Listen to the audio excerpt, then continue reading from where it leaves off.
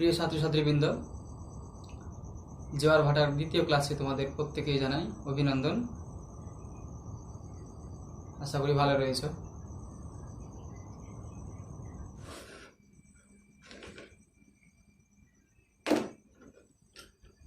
আসি, এর আগের দিন জোয়ার ভাটা সম্পর্কে পড়েছি।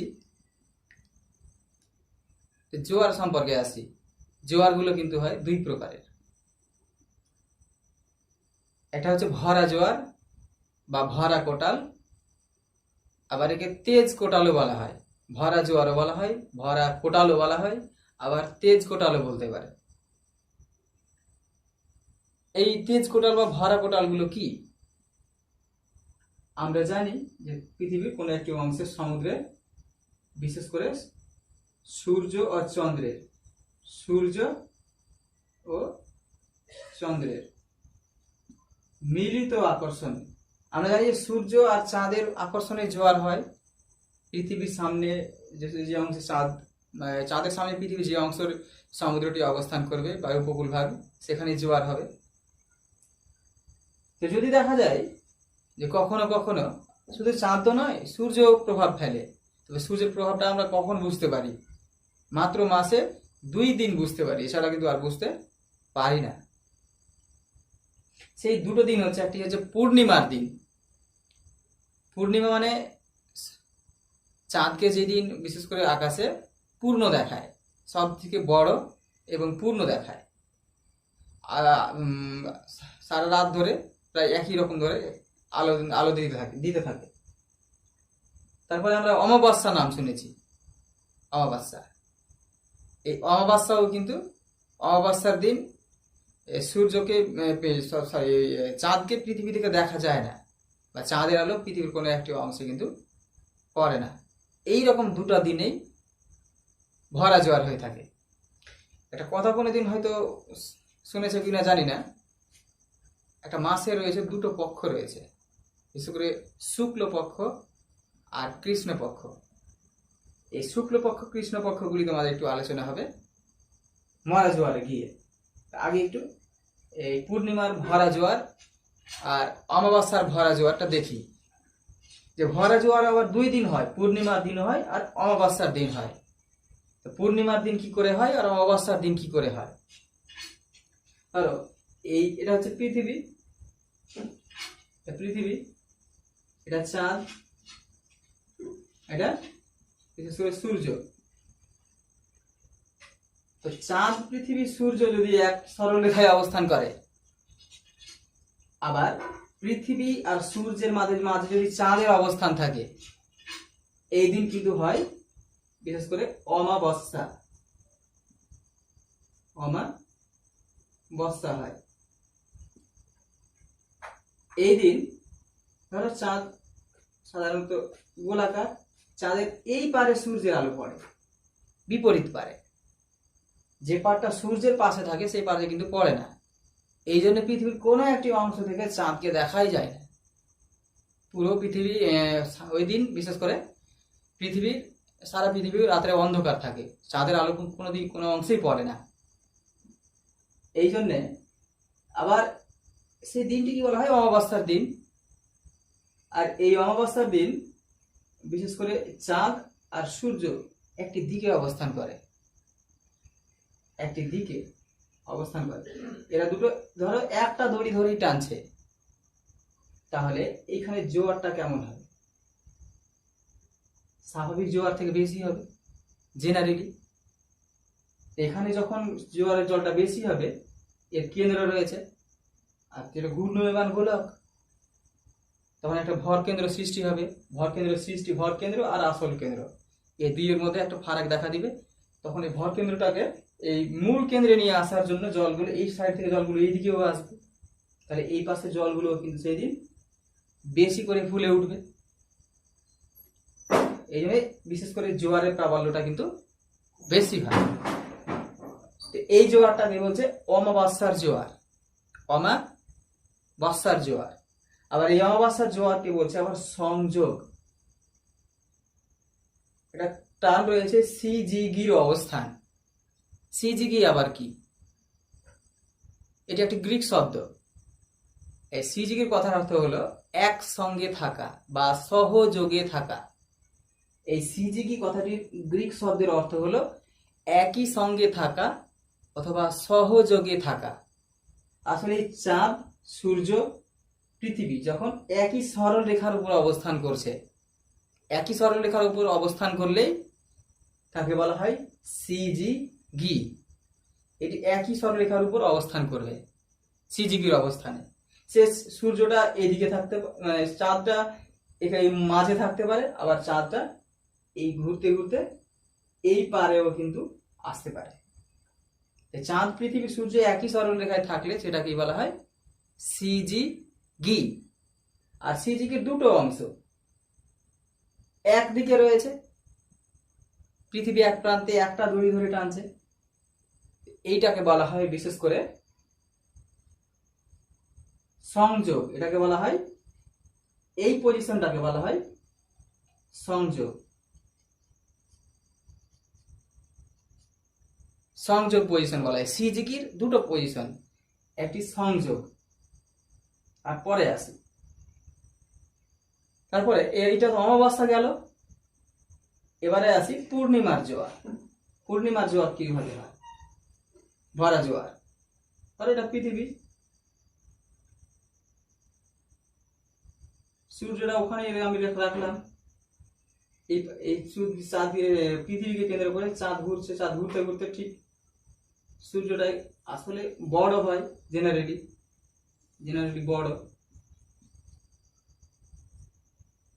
চাঁদটা অপেক্ষাকৃত ছোট পৃথিবী থেকে। তো যখন চাঁদ, পৃথিবী আর সূর্য ফের আবার একটা সরলরেখায় চলে এসছে, এটাকেও বলা হয় সিজিগি। কিন্তু এই চাঁদ আর সূর্যের মাঝে পৃথিবী চলে এসছে, এটাকে বলছে উল্টো। আর এটা এখানে যখন চাঁদ ছিল তখন সেটাকে বলতো সংযোগ, ইংরেজিতে বলছে কনজাংশন।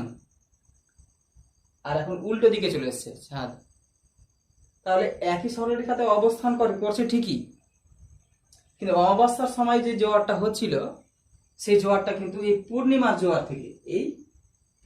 জোয়ার থেকে একটু বেশি শক্তিশালী হচ্ছিল। এই অবস্থানটাকে বলবে পূর্ণিমা। এই দিন সূর্য কিন্তু, সূর্যের আলো চাঁদের এইরকম ভাবে কর্নার করে পড়ে এইটুকু পুরো অংশে অর্ধেক অংশ কিন্তু পৃথিবী থেকে দেখা যাবে, একদম পূর্ণ মুন দেখা যাবে বা সম্পূর্ণ চাঁদকে দেখা যাবে। সেই দিন পুরো রাত্রি ধরে আলো দিবে, সেই দিনটাকে বলা হয় পূর্ণিমা। এই দিনটাকে বলা হয় পূর্ণিমার চাঁদ। তো এই দিনও বিশেষ করে অপোজিট সাইডে থাকলেও দুই দিকেই কিন্তু জোয়ারের প্রাবল্য বেশি হয়। আমরা জানি একটা আকর্ষণ বলের প্রভাবে হয়, আর একটি কেন্দ্র বহির্মুখী বলের প্রভাবে হয়। আকর্ষণ বলের প্রভাবে এখানে জোয়ার হবে, এখানে তো কেন্দ্র বহির্মুখী ফলে জোয়ার হবে। এবার সূর্যের ফলে এই পাশে জোয়ার হবে, জোয়ার একটু বাড়িয়ে দিবে চাঁদ। এবার সূর্য ফের এইদিকে একটু বাড়াবে, যেহেতু রয়েছে, কেন্দ্র বহির্মুখী বল রয়েছে, এই দুই পাশে জোয়ারের প্রাবল্য কিন্তু বেশি হয়ে যাবে। যেদিন দুই পাশে জোয়ারের প্রাবল্য বা তীব্রতা বেশি হবে, ভাটা জল কিন্তু একদম বহুদূর পর্যন্ত সমুদ্রের ভেতরের দিকে নেমে চলে যাবে। একটু মনে হচ্ছে যে বিপরীত পাশে রয়েছে তো দুজনে টানাটানিতে জোয়ার ভালো হবে না, কিন্তু না, কেন্দ্র বহির্মুখী বলের ফলে যেহেতু জোয়ার হচ্ছে, সেহেতু চাঁদেরও এখানে জোয়ার হলে চাঁদের প্রভাবে চাঁদ এখানে জোয়ার হবে, কেন্দ্র বহির্মুখী ফলে বিপরীত ভাগে একটা জোয়ার হবে। এই জোয়ারকে আরেকটু বেশি পরিমাণে বাড়াবে কে? চাঁদ। এই সূর্য বাড়াবে, সূর্যের একটা আকর্ষণ রয়েছে, এইদিকে চাঁদের ফলে জোয়ার হচ্ছিল, এখানে চাঁদের সূর্যের জোয়ারের প্রভাবে এইদিকে একটা বল তৈরি হবে, কেন্দ্র বহির্মুখী বল, যেটা হচ্ছে ভর কেন্দ্রের পরিবর্তন। ভর কেন্দ্র আগে যদি ক্লাসটা করে থাকে তো ভর কেন্দ্রের পরিবর্তনটা বুঝতে পারবে। এইভাবে পূর্ণিমার দিনও কিন্তু সমুদ্রের জল বেশি ফুলে ফেপে উঠে। এইভাবেই এই পূর্ণিমা আর অমাবস্যা, এখানে থাকলে অমাবস্যা, এখানে থাকলে পূর্ণিমা, এই দুই দিন সমুদ্রের জলরাশি প্রচুর পরিমাণে ফুলে ফেপে ওঠে। এই ওঠাকেই বলা হয় ভরা জোয়ার। তো ভরা জোয়ারের সংজ্ঞা কি তাহলে? তাহলে পূর্ণিমা আর অমাবস্যার দিনে, সাধারণ দিনের চেয়ে সমুদ্রের বিষয় উভয়ের আকর্ষণে, মিলিত আকর্ষণে অন্যান্য দিনের চেয়ে সমুদ্রের জলরাশি বেশি করে ফুলে ফেপে ওঠে। এই ফুলে ফেপে ওঠাকে বলা হয় ভরা জোয়ার বা ভরা কোটাল বা তেজ কোটাল। 2 দিন হয়, পূর্ণিমার দিন আর অমাবস্যার দিন। এবার একটা প্রশ্ন 1 মার্কের, যে এই পূর্ণিমার দিনের থেকে অমাবস্যার দিনের যে ভরা জোয়ার সেটা কিন্তু বেশি তীব্র হয় কেন? এটা বিশেষ সংযোগের দিন ছিল, আর এটা চলেছে প্রতিযোগের দিন। যেহেতু চাঁদ আর সূর্যের মাঝে রয়েছে পৃথিবী, এই অবস্থানটাকে বলছে প্রতিযোগ। যেহেতু সিজিগির দুটো অংশ, একটা সংযোগ একটা প্রতিযোগ, একই সরলরেখা থাকলেই সেটাকে বলা হয় সিজিগি। যদি চাঁদ আর সূর্যের মাঝে পৃথিবী থাকে সেটাকে বলবে প্রতিযোগ, উল্টো বা অপোজিশন। আর যদি পৃথিবী আর সূর্যের মাঝে যদি চাঁদের অবস্থান থাকে সেটাকে বলবে সংযোগ। তাহলে সংযোগের জোয়ার কিন্তু প্রতিযোগের জোয়ার থেকে বেশি হয়। প্রশ্নটা এইভাবে দিতে পারে যে অমাবস্যা থেকে পূর্ণিমার জোয়ারের কিন্তু তীব্রতা কম হয়, বা পূর্ণিমার জোয়ার থেকে অমাবস্যার জোয়ার বেশি হয়। বা বলা হয় যেহেতু অমাবস্যার জোয়ার বেশি হবে, সেহেতু এই পূর্ণিমার জোয়ারটাই হচ্ছে প্রতিযোগ, আর অমাবস্যার জোয়ারটাই হচ্ছে সংযোগের জোয়ার। তাহলে প্রতিযোগের জোয়ার থেকে সংযোগের জোয়ারের তীব্রতা কিন্তু বেশি হয়।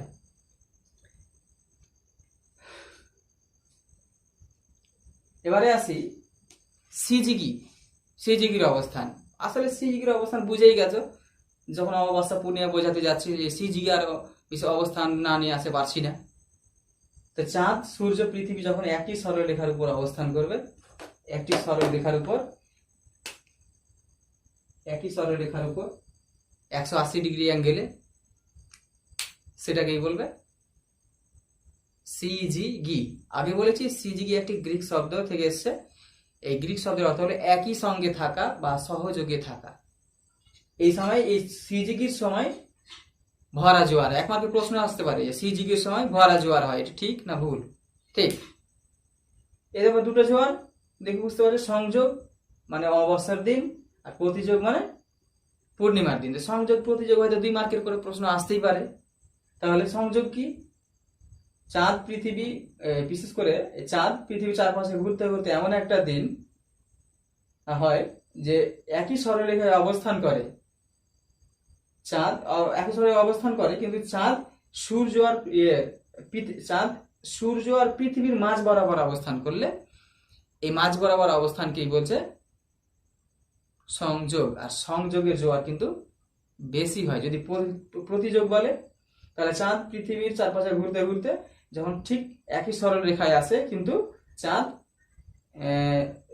চাঁদ আর সূর্যের মাঝে পৃথিবীর অবস্থান থাকে, তখন এই সময় ভরা জোয়ার হয়। এই অবস্থানটাকেই বলছে প্রতিযোগ। আর প্রতিযোগের জোয়ার সংযোগের থেকে কম হয় বা দুর্বল হয় একটু, ওটাও ভরা জোয়ার, দুটোই ভরা জোয়ার, কিন্তু এই সংযোগের জোয়ার প্রতিযোগের জোয়ার থেকে বেশি হয়, অথবা অমাবস্যার জোয়ার পূর্ণিমার জোয়ার থেকে বেশি হয়।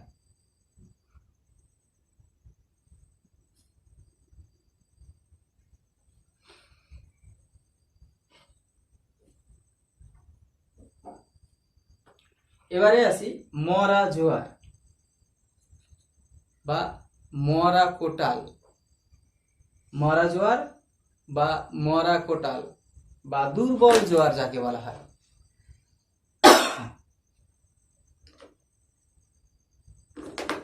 ধরো এইরকম অবস্থানে পৃথিবী রয়েছে, এখানে পৃথিবী, এখানে রয়েছে চাঁদ, আর ঠিক এইরকম জায়গাতে রয়েছে সূর্য 90 ডিগ্রি অ্যাঙ্গেলে বা সমকোণে। এই চাঁদ পৃথিবী চারপাশে ঘুরতে ঘুরতে এমন একটি সময় আসে যে এরা পুরোপুরি ভাবে সমকোণে অবস্থান করে। এই সমকোণে অবস্থান করলেই চাঁদ এই দিকে টানছে, চাঁদ নিজের দিকে টানছে, সমুদ্রের জলরাশি নিজের দিকে টানছে। আমরা জানি যে বিশেষ করে সমকোণে ভাঁটা হয় 180 ডিগ্রি অ্যাঙ্গেলে, দুটো জোয়ার হয়, আর তাদের সমকোণে এই দুই পাশে জোয়ার হলে এই দুই পাশে ভাটা হবে। কিন্তু যেখানে ভাটা হওয়ার কথা তার মাঝে, তার সামনেই রয়েছে সূর্য। সূর্যের টান শক্তি কিন্তু চাঁদ থেকে কম, চাঁদের টান শক্তি সূর্য থেকে 2.2 গুণ বেশি। বেশি হলে সূর্য তো কিছুটা টানছে, যেখানে ভাটা হওয়ার কথা সেই তার পাশে রয়েছে সূর্য, তার সামনে। তাহলে এই উভয়ের টানাটানিতে চাঁদের সামনে যেটা মুখ্য জোয়ার হওয়ার কথা সেই জোয়ারের তীব্রতা কিন্তু কম হয়ে যায়, যার কারণে জোয়ার ভালো হতে পারে না। এই জোয়ারটাকেই বলছে মরা জোয়ার বা মরা কোটাল। এই একটা মরা কোটাল, বিশেষ করে এই ভরা জোয়ার আর এই মরা জোয়ার একটি মাসের 2 দিন করে করে হয়। ভরা জোয়ারের পূর্ণিমার দিন আর অমাবস্যার দিন। পূর্ণিমা থেকে অমাবস্যার পার্থক্য বিশেষ করে 14 দিনের। আমরা জানি এটা চান্দ্র মাসের শেষ এতে হয়। চান্দ্র মাসটা প্রায় 28 দিনের হয়, বা 27 দিন 8 ঘন্টার এরকম কাছাকাছি হয়, 28 দিনেরই হয়।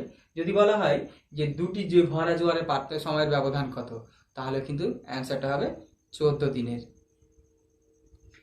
ধরো এখানে যখন সূর্য ছিল তখন এখানে ভরা জোয়ার হচ্ছিল,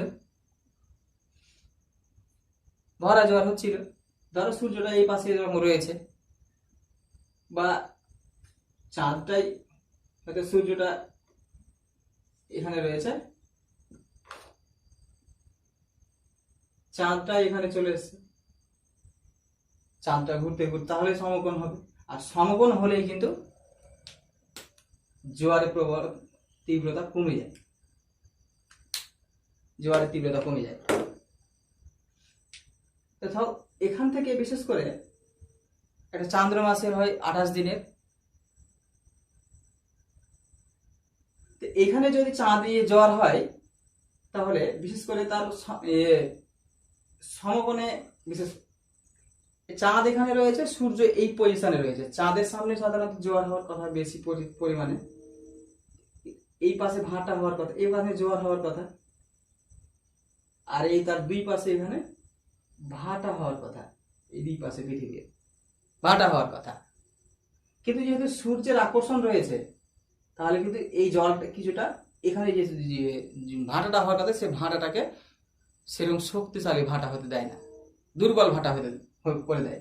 কারণটা হচ্ছে যে এই ভাটা, এক তো ভাটা হচ্ছে, দ্বিতীয়ত সূর্য টানছে, আর এদিকে চাঁদের আকর্ষণে এখানে কিন্তু ভাটা হওয়ার কথা। যেহেতু দুজনে টানাটানি, সূর্য এদিকে টানছে, চাঁদ ওই দিকে টানছে, তাহলে চাঁদের শক্তি বেশি, চাঁদের দিকে জোয়ারটা হবে হালকা পরিমাণে। ওই দুর্বল জোয়ারটাকে বলা হয় মরা জোয়ার। মরা জোয়ার কিন্তু আবার মাসে দুইবার হয়। কৃষ্ণপক্ষ, এটা রয়েছে শুক্লপক্ষ আর কৃষ্ণপক্ষ। এই শুক্লপক্ষটা একটা মাসের কোন দিন থেকে কোন দিন, বিশেষ করে এই শুক্লপক্ষটা হচ্ছে অমাবস্যা থেকে পূর্ণিমা, এই অমাবস্যা থেকে পূর্ণিমা। আর এই কৃষ্ণপক্ষটা হচ্ছে পূর্ণিমা থেকে অমাবস্যা। শুক্লপক্ষটা অমাবস্যা থেকে পূর্ণিমা, আর কৃষ্ণপক্ষটা হচ্ছে পূর্ণিমা থেকে অমাবস্যা। এটা বিশেষ করে 15 দিনের হয়, এক একটা পক্ষ 15 দিনের হয়। 15 দিন পর পর, চান্দ্র মাস যেহেতু 14 দিনের, সেহেতু পুরোপুরি 15 দিন নয়, বিশেষ করে 14 দিন পর পর হয়।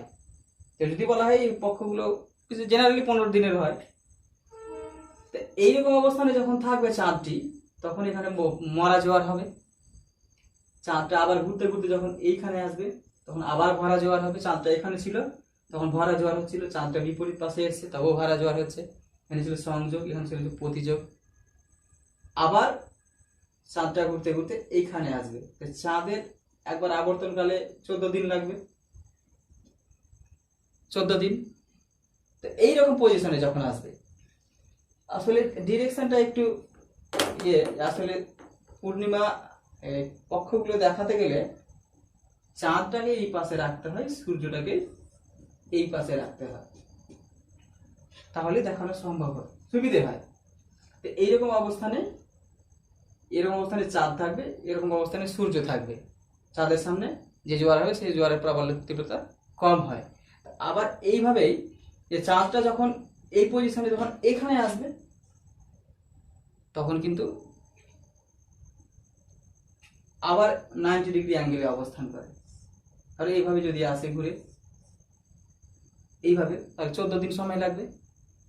14 দিন পরে আবার এখানে আসে, তখন একটা মারা গোটা লাগবে, একটা শুক্ল পক্ষতে আর একটা কৃষ্ণ পক্ষের, বিশেষ করে অষ্টম দিনে বা অষ্টম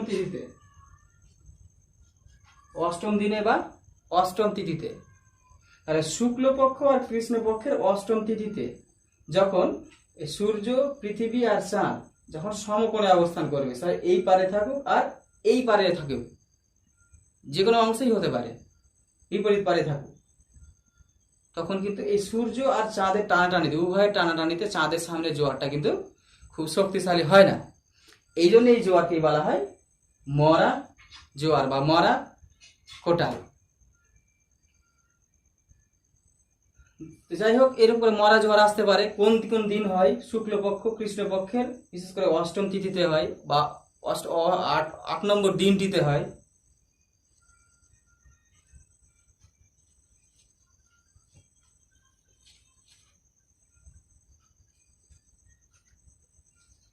এবারে আসি অ্যাপোজি আর অ্যাপোজিয়ান জোয়ার। অ্যাপোজি আসলে কি? আমরা জানি অনুসুর আর অপসুর রয়েছে। সূর্য থেকে পৃথিবীর অবস্থান, দূরে অবস্থান করলে অপসুর আর কাছে অবস্থান করলে অনুসুর। ঠিক একই রকম ভাবে এই পৃথিবীর পাশে, এই পৃথিবীর চারপাশে ইয়ে ঘুরছে, চাঁদ ঘুরছে। কখনো কখনো দূরত্ব একটু বেশি থাকে, কখনো দূরত্ব কমে যায়, কখনো দূরত্ব হয়তো একটু কম থাকে, কখনো দূরত্ব একটু বেশি হয়ে যায়।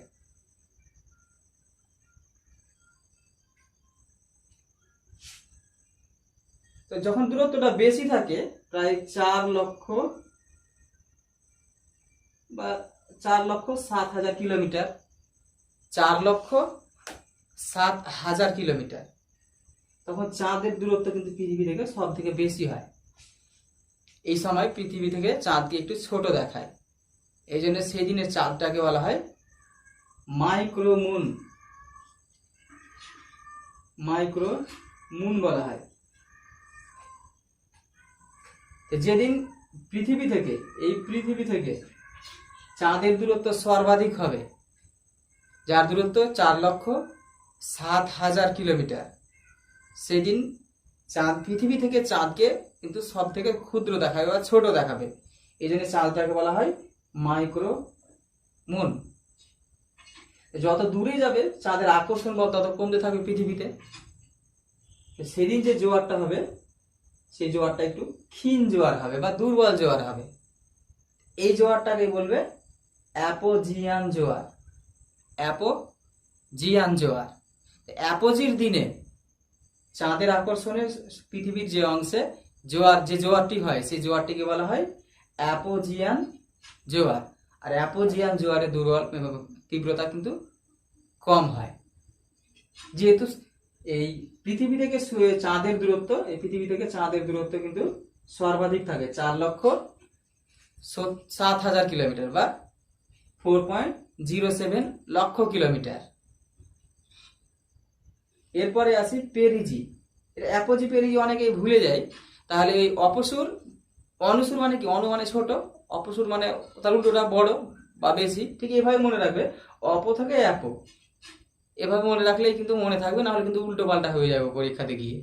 দেখা গেল যে পেরিজিটাকে অ্যাপোজি করছো, অ্যাপোজিটাকে পেরিজি করছো। এটা মনে রাখবে, অপ মানে অ্যাপো আর অনু মানে ছোট, এরকম করেই মনে রাখবে, না হলে কিন্তু ভুলে যাবে।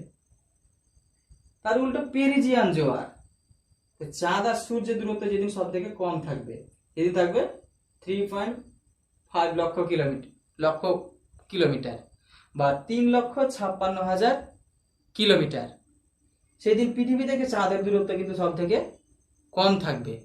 আর এই দিন চাঁদকে পৃথিবী থেকে একটু বড় দেখাবে। এই চাঁদটাকে যেমন মাইক্রো মুন বলে, এটাকে বলবে সুপার মুন বলবে। এটাকে বলবে সুপার মুন বলে। তাহলে অবভিয়াসলি এই দিন, এই বিশেষ করে এই পেরিজির দিনে পৃথিবীর চাঁদের সামনে পৃথিবীর যে অংশে বিশেষ করে যে জোয়ারটি হবে, এই চাঁদের সামনের পৃথিবীর যে অংশটি অবস্থান করবে সেখানে যে জোয়ারটি হবে সেই জোয়ারটিকেই বলবে পেরিজিয়ান জোয়ার। আর এই পেরিজিয়ান জোয়ারের তীব্রতা কিন্তু বেশি হবে, অ্যাপোজিয়ান জোয়ারের তীব্রতা থেকে একটু বেশি হবে। কেন? আকর্ষণ কাছাকাছি রয়েছে, আকর্ষণ বল বেশি হওয়ার কারণে কিন্তু জোয়ারের তীব্রতা বেশি হয়। এবারে একটা কথা রয়েছে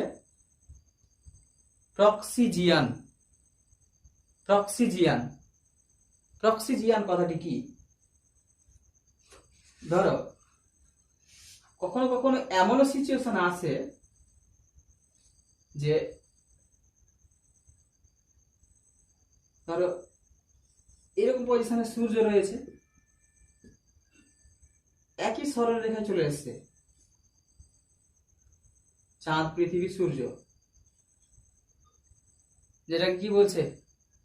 সংযোগ বলে।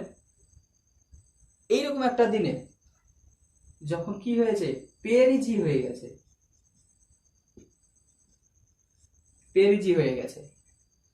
সংযোগের দিনে, সিজিগির এই সংযোগের দিনে যখন পেরিজি হয়ে গেছে, তার মানে কি এই পৃথিবী থেকে সূর্যের দূরত্ব সেদিন কম হয়ে গেছে, হিসেব অনুসারে মিলে গেছে। এগুলো প্রায় কয়েকশো বছর পর পর হয়, 2-1 বছর পর পর নয়, এগুলো কয়েকশো বছর পর পর হয়। এইরকম একটি দিনে একই সরলরেখায় রয়েছে, এই দিনটা কি? অমাবস্যার দিন বা এই সংযোগের দিনে, সিজিগির সংযোগের দিনে যদি পেরিজি হয়ে যায়, যেটাকে বলা হয় সিজিগি আর পেরিজির মিলন, এই সিজিগি ও পেরিজির মিলন, এটা তো এক সিজিগি রয়েছে প্লাস পেরিজি হয়ে গেছে, সেই যে পৃথিবী থেকে সূর্যের দূরত্ব কম হয়ে গেছে, 3,56,000 কিলোমিটার হয়ে গেছে। আবার এই দিন চলে এসছে সংযোগের দিন। তাহলে জোয়ারটা কেমন হবে? এক তো পেরিজির দিন জোয়ার বেশি হয়, কারণ পৃথিবীর কাছাকাছি চাঁদ অবস্থান করে। আবার তো ফের ভরা জোয়ারের মধ্যে আবার কিন্তু এই সংযোগের দিনটা চলে আসছে। তাহলে জোয়ারটা কিন্তু সর্বোচ্চ হবে। তাহলে সিজিগি আর পেরিজির মিলনকেই বলা হয় প্রক্সিজিয়ান। কিন্তু প্রক্সিজিয়ান চাঁদটা এই পাশে থাকলেও হতে পারে, এ পাশে থাকলেও হবে, কিন্তু সূর্যের কাছাকাছি অবস্থানটা হতে হবে, পৃথিবীর কাছাকাছি অবস্থান হতে হবে, এই দূরত্বটাই আসতে হবে। সে সংযোগের দিন হোক আর প্রতিযোগের দিনই হোক, কিন্তু সংযোগের দিন যে জোয়ারটা হবে প্রক্সিজিয়ানের মধ্যে, এদিকে থাকলে প্রতিযোগ, এদিকে থাকলে সংযোগ, সে যেদিকেই হোক, এই যে সিজিগি আর পেরিজির মিলনকেই বলা হয় প্রক্সিজিয়ান। আর এই প্রক্সিজিয়ানের দিন কিন্তু জোয়ারের প্রাবল্যতা বা তীব্রতা সব থেকে বেশি হবে। কিন্তু এই সংযোগের দিন যেদিন হবে প্রক্সিজিয়ানটা, সেই জোয়ারটাকে স্বাভাবিকভাবে বলা হয় প্রক্সিজিয়ান জোয়ার। আর সেই দিন হবে সর্বোচ্চ জোয়ার। এইরকম জোয়ার কয়েকশো বছর পর পরই সাধারণত দেখা যায়।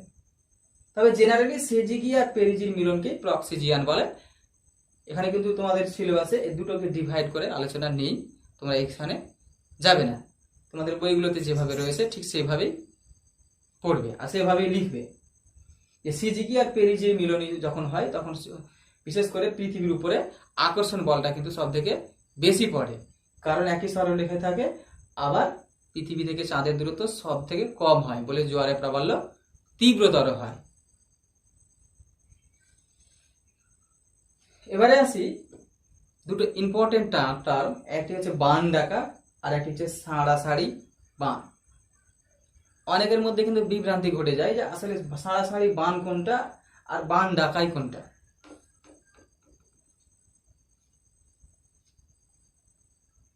বিশেষ করে যখন এই ভরা জোয়ার হয়, ভরা জোয়ারের দিন বান ডাকা একটু দেখো দেখো বান ডাকা আর এর মধ্যে সাড়াসাড়ি বানের মধ্যে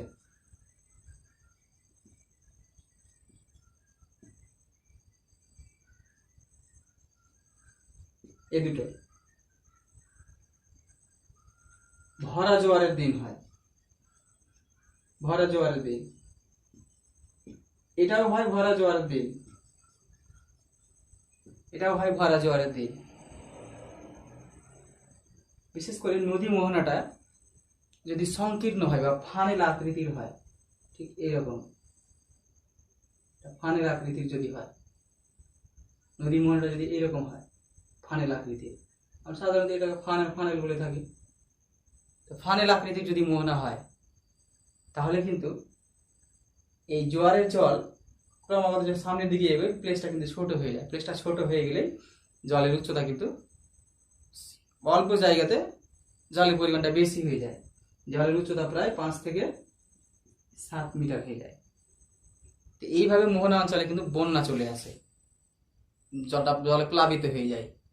তো এই বন্যাটাকে বলবে বান ডাকা। ভরা জোয়ারের সময় বিশেষ করে নদী মোহনায় সমুদ্রের জল যখন প্রায় 5 থেকে 7 মিটার উঁচু হয়ে নদীর জলের স্রোতের বিপরীতে উঠতে শুরু করে, যে বন্যাটা ঘটায় সেই বন্যাটাকেই বলা হয় বান ডাকা। বান ডাকাগুলো বিশেষ করে কিছু পজিশন বললাম, ফানেল আকৃতির নদী মোহনা। আবার নদীর মোহনা অঞ্চলের গভীরতা যদি কম হয় তাহলে হবে। নদী যদি সংকীর্ণ হয় তাহলে জল বেশি পরিমাণে ঢুকতে পারবে, বন্যা ঘটাতে পারবে। বান ডাকার ফলে পার্শ্ববর্তী অংশে লবণযুক্ত জল ঢুকে যায়, কৃষিকাজের ক্ষয়ক্ষতি হয়, মাটি লবণাক্ত হয়ে পড়ে বা কৃষি অযোগ্য হয়ে পড়ে। এবার সাড়াসাড়ি বান। সাড়াসাড়ি বান ভরা জোয়ারের সময় হয়, কিন্তু হয় বর্ষাকালে। এই বর্ষাকাল এক তো নদীতে বর্ষাকালে জলের পরিমাণটা বেশি থাকে, আবার হয়ে গেছে ভরা জোয়ার। উপর থেকে জলের পরিমাণটা বেশি আসে, আবার ভরা জোয়ারের জল গিয়ে সেই জলকে ধাক্কা মারে। উভয়ের জলের চাপে সমুদ্রের জলরাশি তখন কিন্তু প্রায় 5 থেকে 9 মিটার সমুদ্রের জলরাশি ফুলে ফেপে ওঠে। এই সময় জোয়ারটা কিন্তু বান ডাকার জোয়ারের থেকে বেশি হয়, মানে বর্ষাকালে কিন্তু হবে। বিভিন্ন বইতে বিভিন্ন রকম করে লেখা আছে, কোনো বইতে হয়তো বর্ষাকালটা বান ডাকাতেও লেখা আছে, থাকতে পারে। তো কিন্তু তোমরা এইভাবে ডিভাইড করবে, এটাই হচ্ছে মেন ডিভাইডেশন। এটা হচ্ছে ভরা জোয়ারের সময়। এই ফানেল আকৃতির নদী মোহনায় সমুদ্রের জল যখন বেশি পরিমাণে বা 5 থেকে 7 মিটার উঁচু হয়ে বিপরীত দিকে চলে, তখন সেই স্থানে বন্যার সৃষ্টি করে, সেটাকে বলছে বান ডাকা। বান ডাকাগুলো হুগলি, টেমস নদী, লাপলাটা নদী, এই সমস্ত নদীগুলিতে দেখা যায়। তারপরে এই সাড়াসাড়ি বানটা বিশেষ করে বলা হয় আমাদের হুগলি নদীতে। আমাদের হুগলি নদীটা সংকীর্ণ, নিচের দিকে সংকীর্ণ, মেন শাখাটা বাংলাদেশে চলে গেছে। আবার নদী মোহনার একদম পুরোপুরিভাবে বদ্বীপ গঠন হয়ে গেছে, নদীর গভীরতা খুবই কম। বর্ষাকালে আবার জলের পরিমাণ খুব বেড়ে যায়, কেন যে ওই আমাদের বিশেষ করে মালভূমি অঞ্চলে যে নদীগুলি পশ্চিমবঙ্গের, যেমন দামোদর, দামোদর, রূপনারায়ণ, অজয়, এই সমস্ত নদীগুলি প্রচুর পরিমাণে জল সরবরাহ করে। আবার সেদিন তখন যদি ভরা জোয়ার চলে আসে তাহলে জোয়ারের উচ্চতা 5 থেকে 9 মিটার পর্যন্ত উঠে যায়, নদিয়া পর্যন্ত চলে আসে জলের বিশেষ করে জোয়ারের প্রকোপটা সেই দিন নদিয়ার কাছাকাছি, নদিয়া জেলা।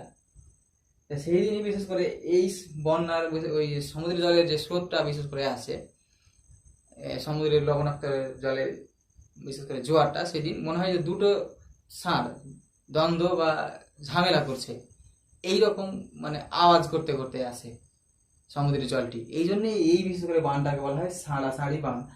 স্পেশালি বলি সাড়াসাড়ি বানটা কিন্তু বিশেষ করে হুগলি নদীতেই এই টার্মটা ব্যবহার করা হয়।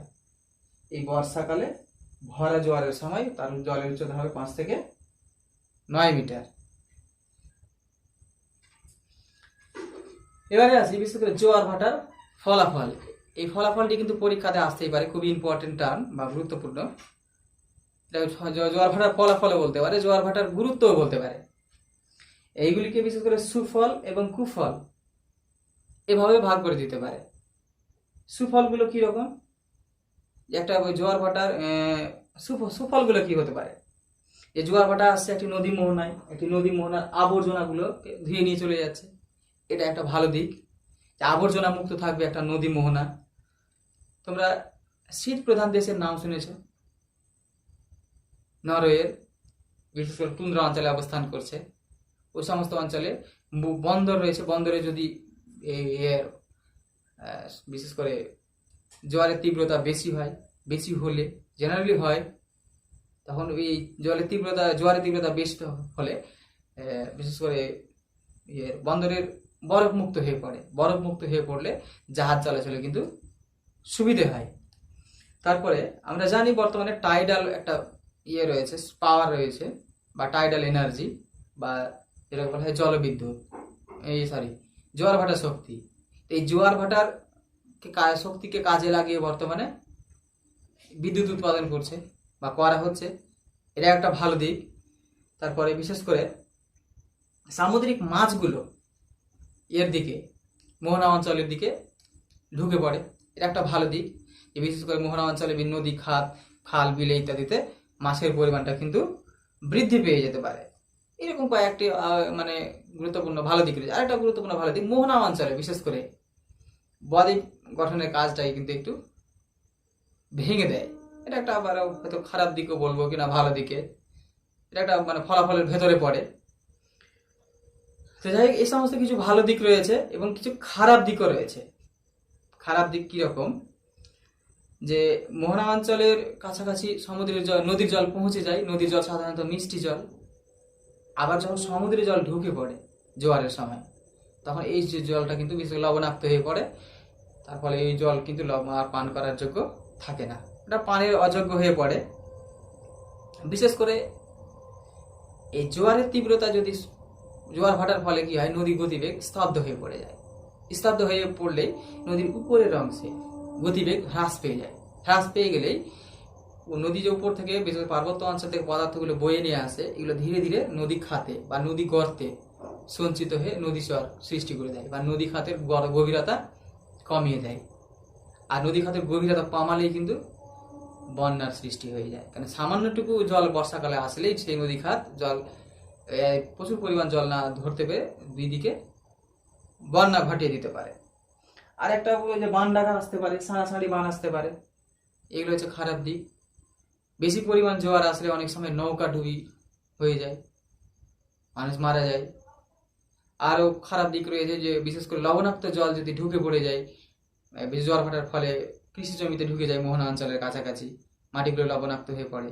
লবণাক্ত হয়ে পড়লে মাটি বিশেষ করে অনুর্বর হয়ে যায়, ক্ষারধর্মী মাটি সৃষ্টি